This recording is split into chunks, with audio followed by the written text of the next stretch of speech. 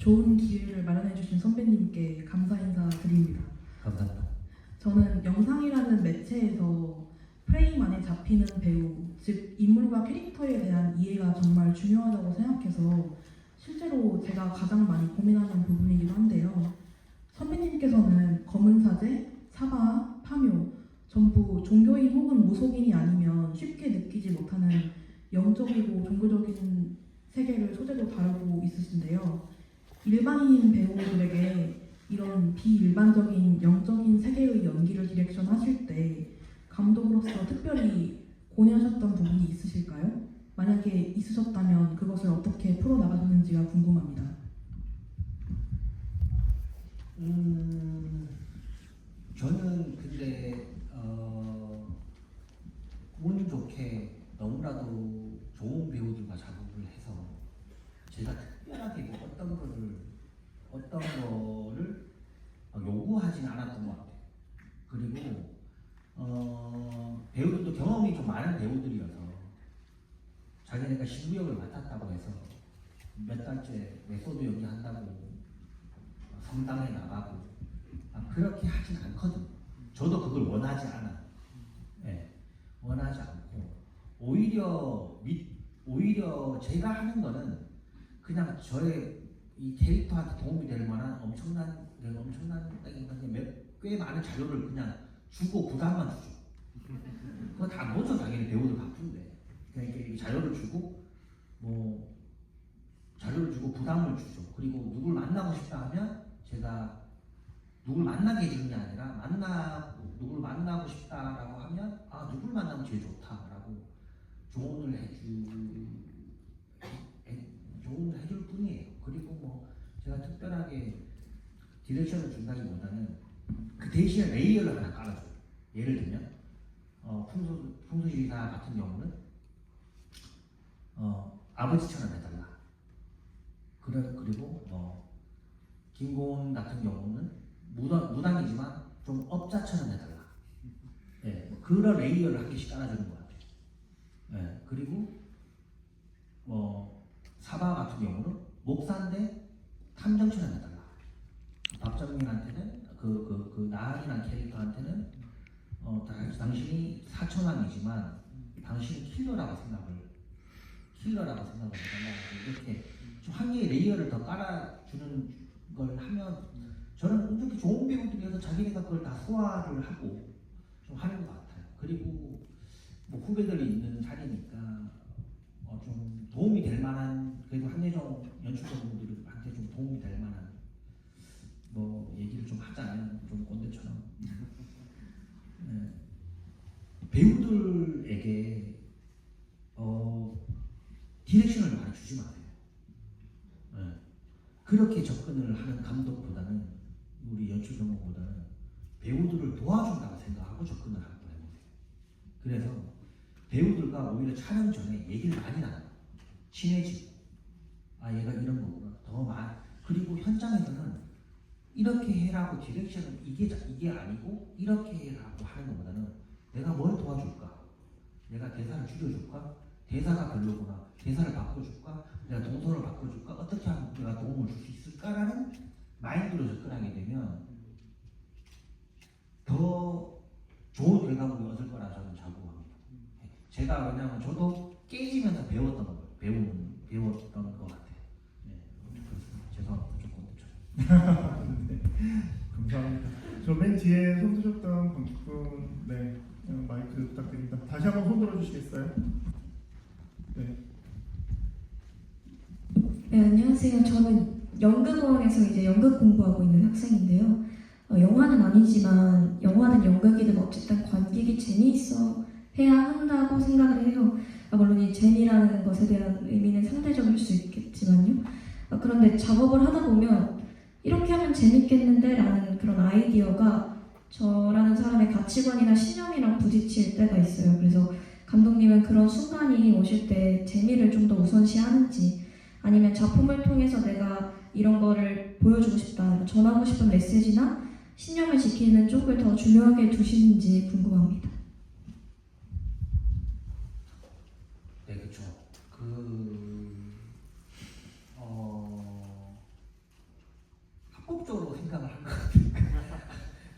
그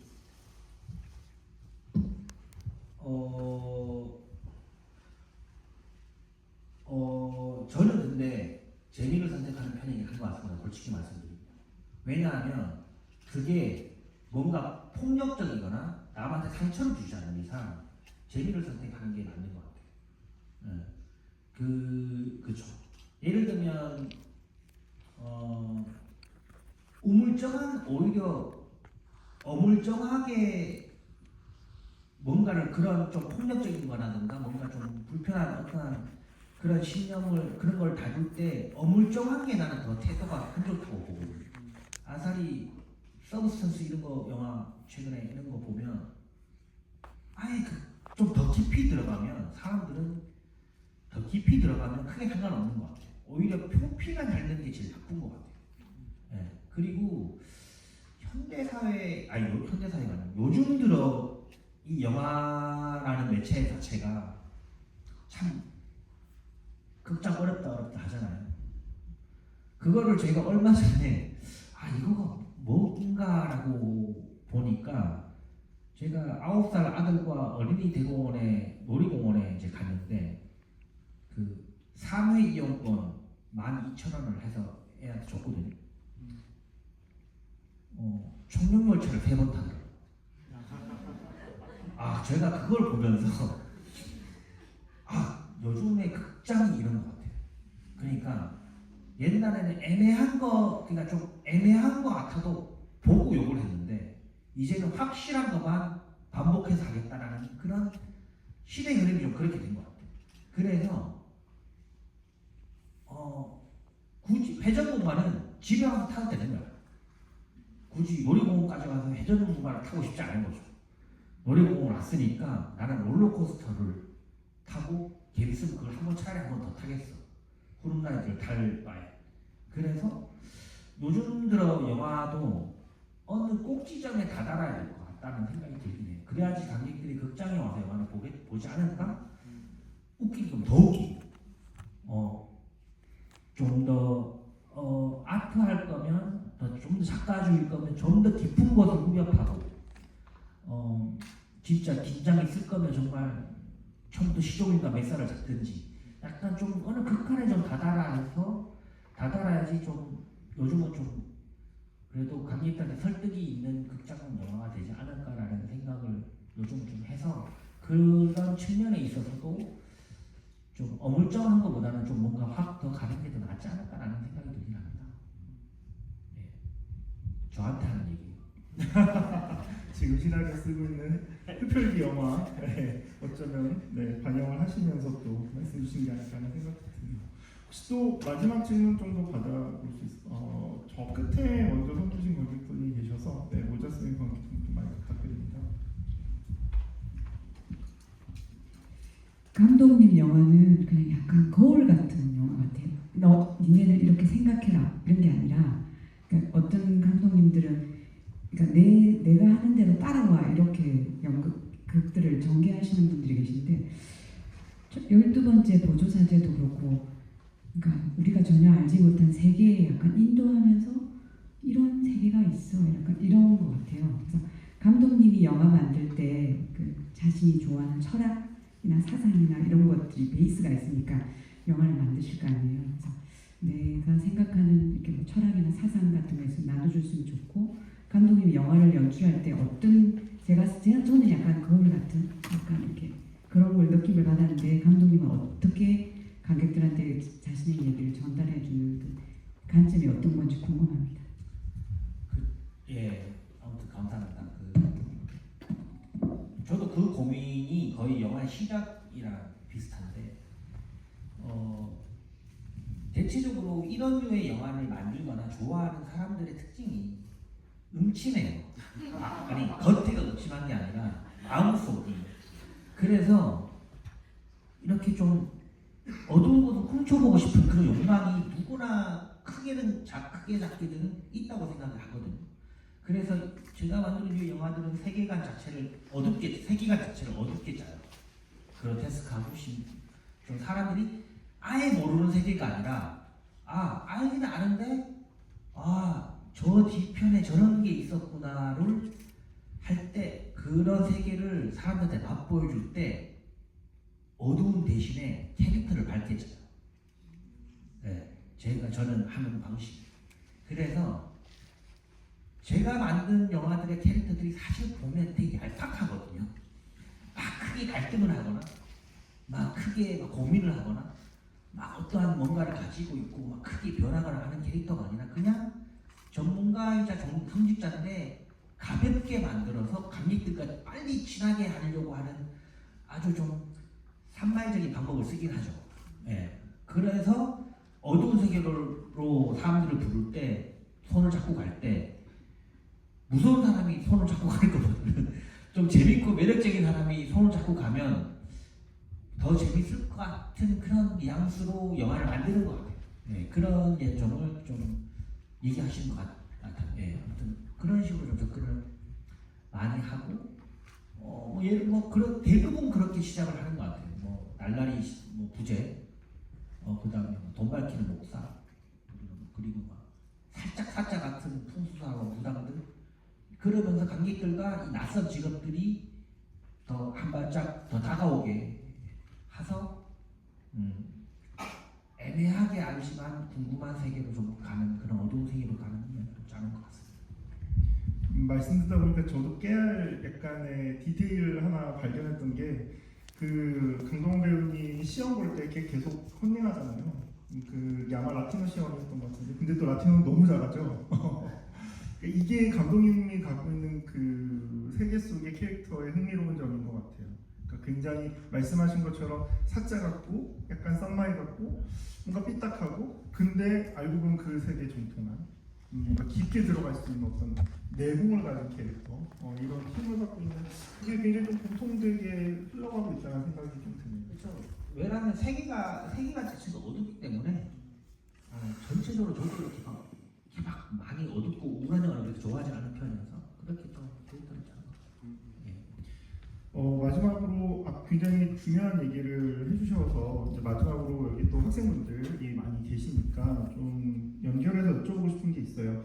사실 여러분들은 지금 아마 되게 좀 암담한 그런 시대를 살아가고 있다라는 생각이 들어요. 왜냐면 지금 영화 산업, 특히나 영상만 놓고 봤을 때 영상 산업 자체가 지금 너무 급변하고 있고, 여러분들이 학교에서 만드는 이 영화들뿐만 아니라 졸업하고 나서도 여러분들이 계속 작업을 할 수 있을까? 그 작업을 하고 싶은데 이걸 어떻게 해야 되지? 고민들을 계속 하실 것 같거든요.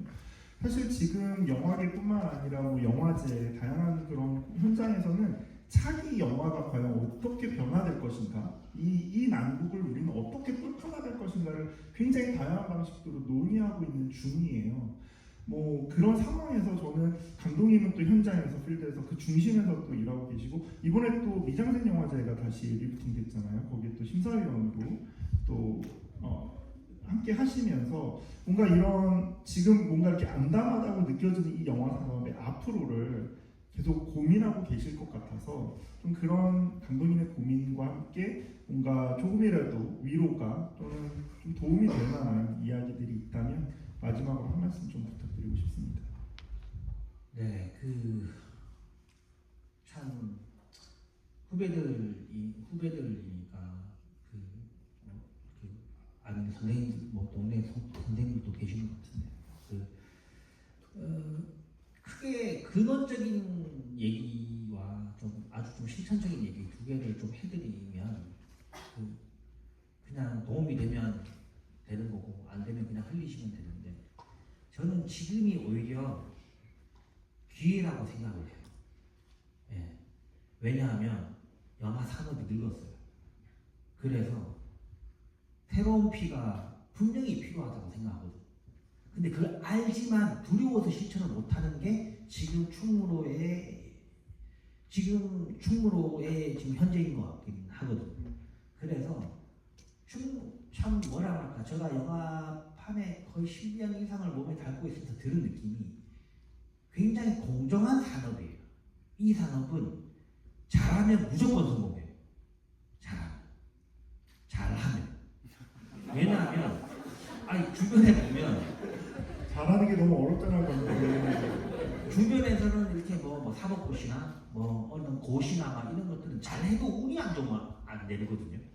근데 이거는 뭐 저희 할아버지가 북한에 계시든 뭐 무슨 일이 있든 나만 잘하면 안 데리고 못 데리고 와서 안 다니는 산업이에요. 그래서 한 만큼 보상받는 자기 능력치만큼 보상받는 직업인 이 산업이긴 하죠. 그리고 지금 꽤 좀 산업 자체가 좀 오히려 드라마보다 더 늙어 있다고 생각이 들어요. 그래서 좀 새로운 피가 필요하다고 생각이 들고, 저도 그래서 후배들한테 필요하다고 생각이 들어서 미장센 영화제를 진짜 한 2년 동안 돈을 구걸해서 다시 이렇게 하려고 막 애써서 올해부터 다시 시작하는데, 저는 내 다음 10년을 바라보고 지금 미장센 영화제를 하는 거거든요. 분명히 산업은 많이 바뀔 거지만 저보다는 여러분이 더 젊고 더 머리 잘 돌아가는 나이잖아요. 그러니까 지금이 오히려 기회고, 대신에 어물쩡하게 애매하게 할 바에는 안 하게 되는 것 같습니다. 확실하게 끝까지 가주는 그런 패기가 좀 필요한 것 같아요. 그리고 중요한 거는 메타인지를 낀 것 같습니다. 자기가 만들고 싶은 영화 만들지 마세요. 보고 싶은 영화를 만드시고, 이게 진짜 되게 같은 것 같지만 꽤 다르거든요. 내 심장을 잘 이해를 하시는 게 그게 좀 제일 중요한 것 같다는 생각이 들고, 그 다음에 좀 근원적인 이야기는 저도 지금 막 열심히 일하고 나름대로 뭐 이름이 있는 감독이지만 매일 일어나서 불안해 죽겠거든요. 다음 작품 나오면 어떡하지? 다음 시나리오 너무 안 좋으면 어떡하지? 배우들이 안 하면 어떡하지? 만들었는데 진짜 안 찍으면 못하면 어떡하지? 매일 걱정이고 진짜 불안해 죽겠어요. 그리고 없던 이면까지 생기고 되게 힘들거든요. 근데 웃긴 게 판사가 된 친구, 의사가 된 친구 만나도 맨날 부동산 걱정 얘기하고 애들 걱정하고 다 사는 게 힘들더라고. 그래서 저도 불안하거든요.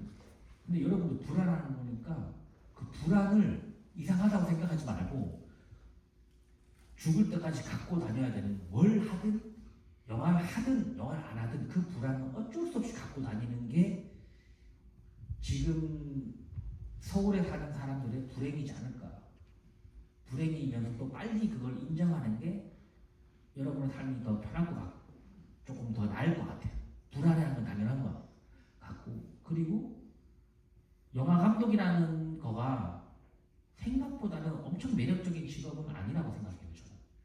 왜냐하면 고생한 거에 비해 나에게 상처를 주고 남에게 상처를 주면서까지 할 만한 직업이냐 하면 이제는 잘 모르겠어요. 대신에 저는 작가는 되게 좋은 직업이라고 생각해요. 작가는. 그래서 영화 감독은 사실 앞으로 산업이 갈수록 되게 어떠한 네임밸류의 감독이 필요한 게 아니라 되게 기술 연출이 필요한 시대가 점점 오고 있다고 생각해요. 기술적인 연출이 필요한. 그래서 막 뭔가 독특한 감독, 이름 있는 감독이 필요한 시대는 점점 사라지지 않을까. 그래서 굳이 막 영화 감독이 되려고 나에게 상처를 주고 누군가에게 상처를 주면까지 할 만한 가치가 있냐? 저는 잘 모르겠어요. 그래서 저는 그 대신 작가는 스토리를 만드는 사람은 한 30년, 40년 뒤에도 굉장히 더 가치를 인정받고 더 좋은 직업이 될 것 같아요. 그래서 그럴 것 같다는 생각이 들어요. 그래서 저도 영화를 많이 찍고 싶지 않고 이야기를 많이 쓰고 만들고 싶은 사람이고, 왜냐면 오래 살고 싶어서. 너무 만드는 게 진짜 수명을 줄이는 것 같아서. 아무튼 그런 것 같다는 생각은 요즘 개인들은 좀 합니다. 그래서 아무튼 너무 불안해도 이상하다고 생각하지 말고 여러분 좀 후배들 행복했으면 좋겠고 저도 많이 응원하겠습니다. 그리고 10월 16일 날 미장센 영화제 개막하니까 많이 응원해 주시고 제 차기작도 많이 응원해 주십시오. 네, 반갑습니다. 감사합니다.